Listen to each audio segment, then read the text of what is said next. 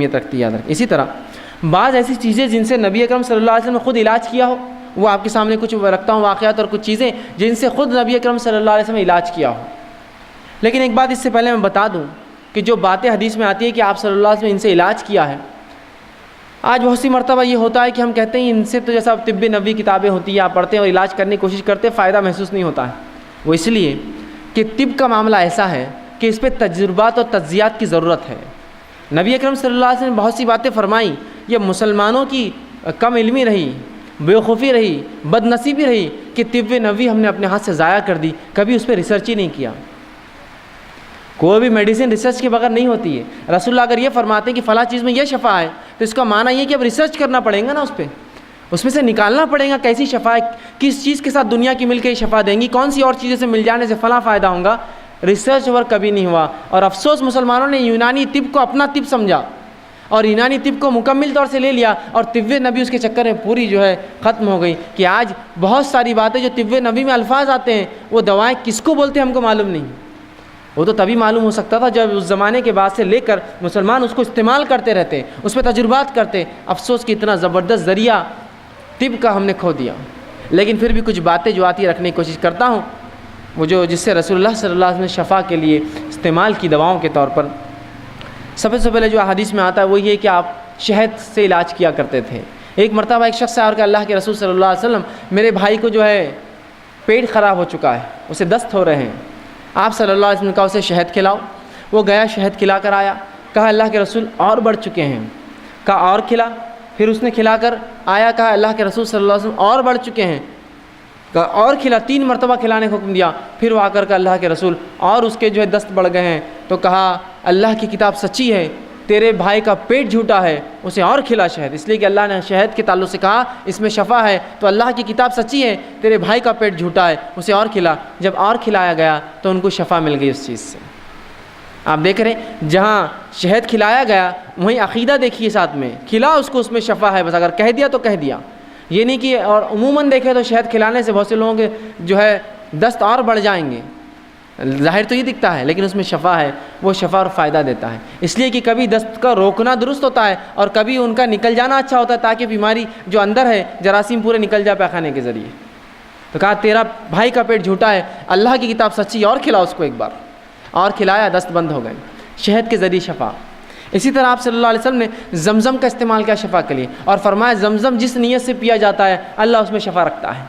تو یہ علاج بھی ہم کر سکتے ہیں کہ جب حج کو جانا ہو، عمرے کو جانا ہو، جو لوگ جاتے ہیں آپ ان کو کہیے کہ بھائی زمزم ہمارے لیے لائیے، یا خود گئے تو خوب پیجیے اس نیت سے کہ اللہ فلاں مرض کے لیے شفا، فلاں مرض کے لیے شفا، فلاں، اس لیے کہ زمزم جس نیت سے پیا تھا فرماتے ہیں اللہ نے اس میں شفا رکھی ہے اس پانی کے اندر، تو زمزم کا استعمال کیجیے دوا کے لیے۔ اسی طرح گائے کا دودھ یہ بھی بڑا مفید ہے، یاد رکھیے، آپ صلی اللہ علیہ وسلم فرماتے ہیں کہ گائے کا دودھ پیا کرو، اس میں شفا ہے، اور اس کے پنیر کو کھایا کرو، اس میں بھی شفا ہے، اس لیے کہ گائے مختلف قسم کے جھاڑ کھاتی ہے جس کی وجہ سے اس کے دودھ میں شفا ہوتی ہے، لیکن اس کے گوشت میں بیماری ہے۔ کیا فرما رہے آپ صلی اللہ علیہ وسلم؟ گائے سے علاج کیا کرو، اس کے دودھ میں شفا ہے اور اس کے پنیر میں شفا ہے، لیکن فرمایا اس کے گوشت میں بیماری ہے۔ لیکن ہمارے پاس تو گائے کے گوشت کا معاملہ کیا ہوتا ہے آپ سب جانتے ہیں، اس کے بغیر کوئی دعوت مکمل نہیں ہوتی، اور اس حد تک اس کو کھایا جاتا ہے، کسی کو انتہا نہیں۔ آپ کھا سکتے ہیں، حلال ہے، یہ حرام نہیں ہے، لیکن اگر بکثرت اس کو کھائیں گے تو اس میں بیماری ہے، یاد رکھیں کہ رسول اللہ نے واضح اور ایک نہیں ایسی 5 سے 6 روایتیں اس میں کہا اس میں بیماری ہے، اس کے گوشت میں بیماری ہے۔ تو آپ نے فرمایا اس کے دودھ میں شفا ہے، اس کے پنیر میں شفا ہے، اس لیے کہ گائے چرتی ہے اور بہت سارے مختلف جھاڑ کھاتی ہے جو بیماری کا علاج ہوتے ہیں، تو اس کو پینا چاہیے، اس کے دودھ کو، اس کے پنیر کو، اور کہا اس کے گوشت کے تعلق سے احتیاط کرنا، اس میں بیماری ہے۔ تو حلال ہے ایسا گوشت کھانا، لیکن بکثرت کھائیں گے تو بیماری ہو سکتی ہے، یاد رکھیں۔ رسول اللہ نے فوراً وضاحت کر دی اس میں بیماری، اور تمام حدیث صحیح ہے، یاد رکھیں۔ تو گائے کے دودھ سے علاج کروائیے، اسی طرح بچوں کو پلائیے، خود پیجیے، بیمار ہو تو بڑا شفا، اس میں فائدہ ہے۔ اسی طرح آپ نے زیتون کے تیل کے تعلق سے کہا، زیتون کے تیل میں بھی شفا ہے، کوشش کریں کہ زیتون کا تیل ہم استعمال کریں۔ اب لیکن بہرحال اب کیسے استعمال کریں اس کو تو ظاہر سی بات ہے تجربات کرنے پڑیں گے۔ اب جو لوگ تجربے کرتے ہیں مختلف چیزوں میں ملا کر زیتون کا تیل کیا فائدہ ہوتا ہے ان سے پوچھنا پڑیں گے کیسا ہوتا ہے بول کر۔ اسی طرح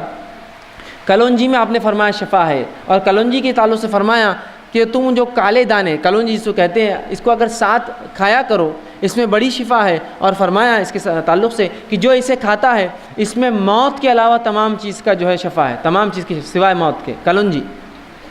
تو کلونجی کھایا کریں، اس میں بھی شفا ہے۔ اسی طرح اجوا کھجور کے تعلق سے آپ نے فرمایا اس میں بھی شفا ہے۔ اجوا کھجور وہ کھجور ہوتی ہے جو نبی اکرم صلی اللہ علیہ وسلم کے زمانے میں ایک مخصوص احاطہ ہے اس کے اندر اگتی تھی، اسے اجوا کہتے ہیں۔ تو اجوا کھجور جو کھاتا ہے آپ فرماتے ہیں جس دن وہ کھائے نہار پیٹ 7 اجوا کھجور، اس دن جادو اور اس پہ زہر اثر نہیں کرتا۔ اسی طرح اجوا کے علاوہ آپ فرماتے ہیں کہ ہجامے میں بھی شفا، ہجامہ سمجھتے ہیں، کپنگ جس کو کہتے ہیں، جس کے اندر بلیڈ کے ذریعے کچھ کٹس لگائے جاتے ہیں اور خون نکالا جاتا ہے مختلف جگہ سے، گردن کے پیچھے سے، سر پر سے، یا مختلف اعضاء جو تکلیف دیتے ہیں اس کو ہجامہ کہتے ہیں۔ ٹھیک، آپ یہ بھی کر سکتے ہیں، کپنگ کہتے ہیں اس کو انگلش میں، یہ بھی بڑی فائدہ مند ہے۔ آپ صلی اللہ علیہ وسلم نے خود اس کو کروایا تھا ایک حج کے اندر، جب آپ گئے تھے حج میں اور آپ صلی اللہ علیہ وسلم میں کچھ تکلیف تھی، آپ نے ہجامہ کرایا تھا، تو آپ یہ بھی کروا سکتے ہیں، اس کے اندر بھی شفا انسانوں کے لیے تکلیف دہ جگہوں پر اور مختلف جو اعضاء پر یہ کیا جاتا ہے، تو ہجامہ آپ کرا سکتے ہیں، اس میں شفا ہے۔ اسی طرح آپ صلی اللہ علیہ وسلم نے کہا سرمے کے تعلق سے سرما لگایا کرو، اس سے آنکھیں جو ہے صاف رہتی ہیں، تو سرما بھی ایک قسم کا جو ہے آنکھوں کی حفاظت کے لیے آپ بالکل لگا سکتے ہیں، اس میں کوئی حرج نہیں، اور یہ بھی سنت نبوی ہے کہ آپ صلی اللہ علیہ وسلم سرما لگاتے تھے۔ ٹھیک ہے، اسی طرح ٹھنڈے پانی سے بخار کا علاج آپ صلی اللہ علیہ وسلم کرتے تھے۔ آپ فرماتے تھے کہ بخار شیطان کی طرف سے ہے، شیطان آنکھ سے بنا ہے، لہٰذا ٹھنڈے پانی سے بخار کا علاج کرو، اور ٹھنڈے پانی سے جو آپ جسم کو دھوتے، یا ٹھنڈے پانی سے آج بھی دیکھیے بخار اگر بڑھ جائے ڈاکٹر کہتا ہے پٹیاں رکھیے سر پر ٹھنڈے پانی کی، تو ٹھنڈے پانی سے آپ بخار کا علاج کرتے ہیں۔ اسی طرح جن چیزوں سے آپ صلی اللہ علیہ وسلم نے علاج کیا ان میں سے ایک ہے نمک کا آپ نے استعمال کیا بچھو کے کاٹنے پر۔ آپ صلی اللہ علیہ وسلم کو ایک مرتبہ بچھو نے ڈنک مارا، آپ نے اس زخم پہ ایک نمک لگایا اور اس پہ پانی بہایا، بلکہ اس میں آتا گرم پانی میں پیر ڈالا اور سورہ فاتحہ پڑھ کر دم کرتے رہے جب تک کہ زہر کا اثر ختم نہ ہوا۔ تو نمک کا استعمال زہر کو اتارنے کے لیے۔ اسی طرح آپ صلی اللہ علیہ وسلم جن کو پیٹ کے کچھ امراض ہوتے، مرض ہوتے، ان کو حکم دیتے کہ عربی بھیڑ جس کو دمبا کہتے ہیں، جس کی دم بڑی چوڑی ہوتی ہے، بہت موٹی دم ہوتی ہے، ہمارے بکرے اور مینڈوں کے ایسا نہیں، بہت چوڑی دم ہوتی ہے، آپ صلی اللہ علیہ وسلم فرماتے ہیں اس کی دم کی چربی نکال کر لاؤ، اس کو پگھلاؤ اور 3 دن میں جو ہے 3 حصے کر کے 3 دن میں وہ چربی پیو، جس سے پیٹ کی بیماریاں ضائع ہوتی ہیں۔ دمبا جسے کہتے ہیں عرب علاقوں میں بہت پایا جاتا ہے، تو آپ صلی اللہ علیہ وسلم اس کی چربی سے علاج کا حکم دیا۔ اسی طرح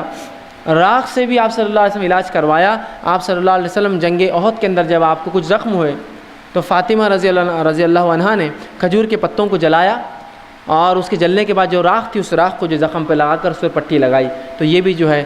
اس سے بھی آپ صلی اللہ علیہ وسلم نے شفا طلب کی۔ تو یہ وہ تمام کچھ چیزیں تھیں جو احادیث میں ملتی ہے، میں نے کچھ مختصر جو میرے سامنے واضح تھی میں نے آپ کے سامنے رکھنے کی بہرحال کوشش کری۔ ان چیزوں کے ذریعے آپ نے طلب کی، اس کا مطلب یہ ہوا کہ یہ چیزوں کے ذریعے اور بھی جو حلال چیزیں ہم سب ان کو استعمال کر سکتے ہیں علاج کے طور پہ۔ جہاں دعائیں بھی پڑھی آپ نے، قرآنی آیتیں بھی پڑھی، صورتیں بھی پڑھی، وہیں جو ہے دنیاوی علاج بھی کیا، شہد بھی کھایا اور زمزم بھی پیا، اور ساتھ میں جو ہے کھجور بھی کھائے، اور سرما بھی آپ لگاتے تھے، ہجامہ بھی آپ نے کروایا، اور باقی بہت سی چیزوں میں حکم دیا کہ فلاں کرو فلاں کرو اور فلاں کرو۔ تو پتہ چلا جائز اشیاءوں سے میں اور آپ علاج کر سکتے ہیں، پھر چاہے وہ کیمیکل کے فارم میں ہو آج کل یا کوئی اور فارم میں، بس جائز ہونا یہ شرط ہے۔